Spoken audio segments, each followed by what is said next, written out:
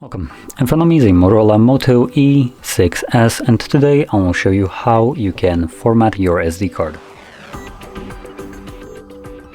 So to get started, open up Settings. From here, navigate to Storage, which I already have right here. Select your SD card.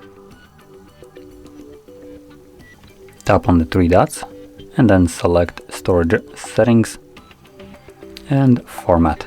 This will give you a pop-up letting you know that formatting removes everything from the card. So if you keep on it anything that you would like to have afterwards, you might want to create a backup of it somewhere else. Now, assuming you have already done this, or you just simply don't want to back it up, select Format SD card. This will begin formatting it, and this process only takes a couple seconds. It should be right about done. There we go. So click on done, and that's it. So if you found this very helpful, don't forget to hit like, subscribe, and thanks for watching.